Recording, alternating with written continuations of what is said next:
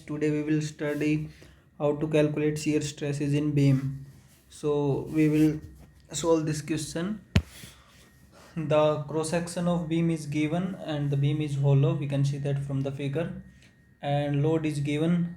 The value of force P is given as 149 kilonewton. So what we have asked shear stress at point A. So we have to find shear stress in beam at point A. Only data given as P. So we know shear stress is in beam is given by tau equals to VQ I by B. So to find shear stress we need V. V is maximum shear force. So that is already given. P will be maximum shear force. So we have to find Q, I and B. All these are geometric parameters and we can find this from the given geometry. I is moment of inertia, B is width of the point where we are calculating shear stress. So we will find this one by one. So as cross section is already given and we have to find shear stress at point A. We have to keep in mind where we have to find.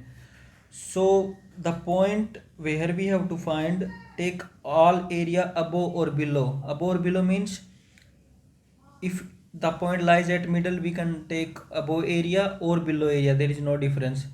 But for example if point lies at this point, then the area we will take will be the area above this. So these things we have to keep in mind while calculating. So we will do the problem given in our example. So what we will do, we already given tau, already we formula know VQ by IB. B is at point A total width of cross section 12 plus 12, B will be 24. So two things we have to find, Q and I. Moment of inertia is easy. First we will calculate I.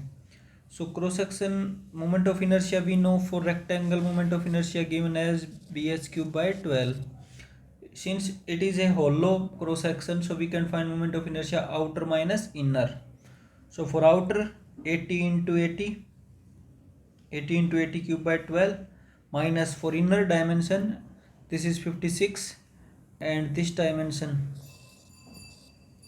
we can also find, this will be 80 minus 6, this will be 68. So moment of inertia outer 80 into 80 cube by 12 minus inner this is 56 into 80 minus 12, 68, 68 cube by 12.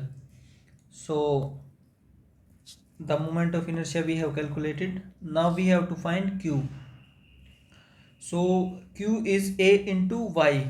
It represents the mean of area basically. So how we can find, we will divide this total cross section in three parts, A1, A2, A3. This is A3.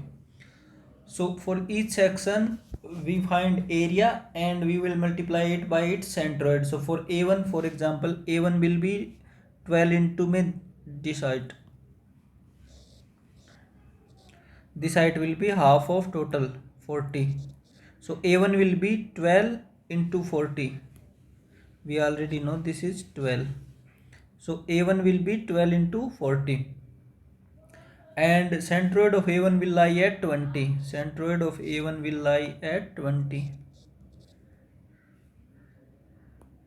This is 20. So A1 12 into 40 into my centroid is 20. Similarly for A2 will be 56 into 6 and centroid lies 40 minus 3. The centroid of A2 will lie at this distance. We can see from figure this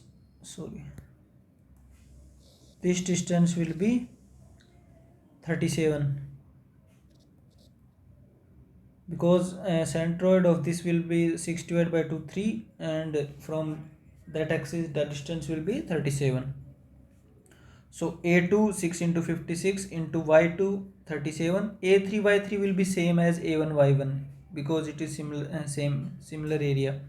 So 12 into 14 to 20. So Q we have find. Substituting all values in this formula, we will get maximum shear stress at beam at point A.